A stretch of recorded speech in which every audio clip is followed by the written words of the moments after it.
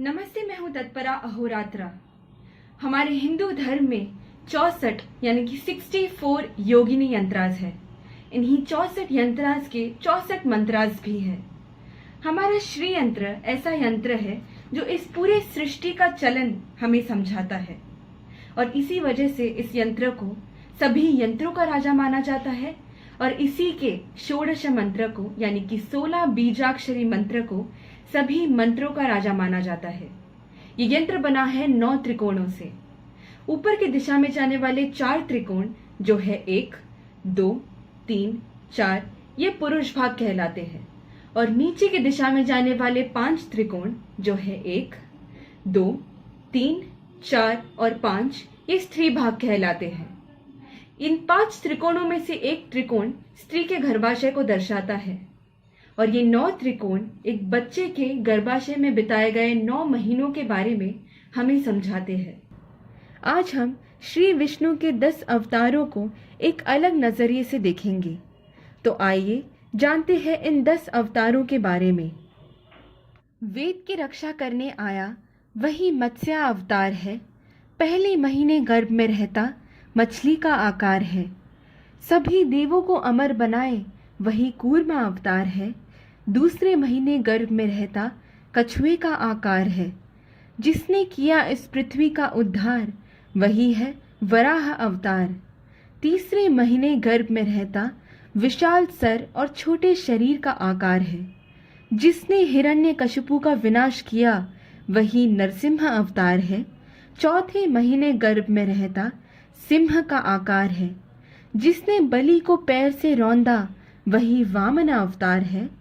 5वें महीने गर्भ में रहता नन्हे से विष्णु का आकार है। जो दुष्टों का नाश करने के लिए जन्मा था वही परशुराम अवतार है। 6ठे महीने गर्भ में रहता शास्त्र ज्ञान प्रदायक है। जो बजरंग बली के सीने में समाया है वही राम अवतार है। 7वें महीने गर्भ में रहता सप्तमा अवतार है। जिन्होंने हमें गीता का अमृत पिलाया वही कृष्ण अवतार है। 8वें महीने गर्भ में रहता ज्ञान का भंडार है। राग और द्वेष को नाश करने आए वही बुद्ध अवतार है। 9वें महीने गर्भ में रहते ध्यान मग्न हुए बच्चे का आकार है। फिर 10वें महीने पेट से बाहर घोड़े पे सवार हुए आता है कल्कि का अवतार। कहते हैं कल्कि अवतार का जन्म इस युग में होगा और इसी वजह से इस युग को कलियुगा का नाम दिया गया है। हमारे वैदिक शास्त्रों के हिसाब से कलियुगा में 4,32,000 वर्ष है। कलियुगा को 2 से गुणा करने पर बनता है द्वापर युगा। द्वापरा का मतलब है 2 या दूसरा। द्वापर युगा में होते हैं 8,64,000 वर्ष। कलियुगा को 3 से गुणा करने पर बनता है त्रेता युगा। त्रेता का मतलब है 3 या तीसरा। त्रेता युगा में होते हैं 12,96,000 वर्ष। कलयुगा को 4 से गुणा करने पर बनता है कृतयुगा। कृता का मतलब है 4 या चौथा। कृतयुगा में होते हैं 17,28,000 वर्ष। ये कहलाते हैं हमारे 4 युगास। पहला है कृतयुगा जो सतयुगा के नाम से भी जाना जाता है। दूसरा है त्रेता युगा।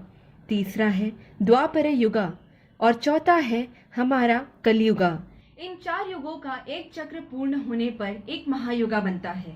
एक महायुगा होता है 43,20,000 वर्षों का यानी कि 4.32 बिलियन ईयर्स।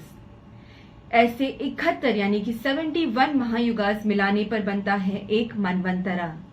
श्री यंत्र के 14 त्रिकोण यानी कि 1, 2, 3, 4, 5, 6, 7, 8, 9, 10, 11, 12, 13, 14 बनते हैं 14 मनवंतराज। ये 14 मनवंतराज मिलाकर बनता है एक कल्पा। ये एक कल्पा बनता है ब्रह्मदेव का एक दिन। 2 कल्पास मिलाकर बनता है ब्रह्मदेव का एक दिन और एक रात। वैदिक शास्त्रों में कहा गया है कि ब्रह्मदेव के 120 वर्ष पूर्ण होने पर एक ब्रह्म सृष्टि का अंत हो जाएगा और आज की तारीख में ब्रह्मदेव का 51 वर्ष का पहला दिन चल रहा है।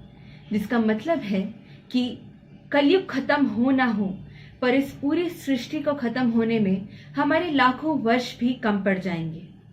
तो जितना जल्द हम बुराई करना कम करें और धर्म के रास्ते में चलना शुरू करें, उतना जल्द हम इस अंतहीन माया चक्र से मुक्ति पाएंगे। धन्यवाद।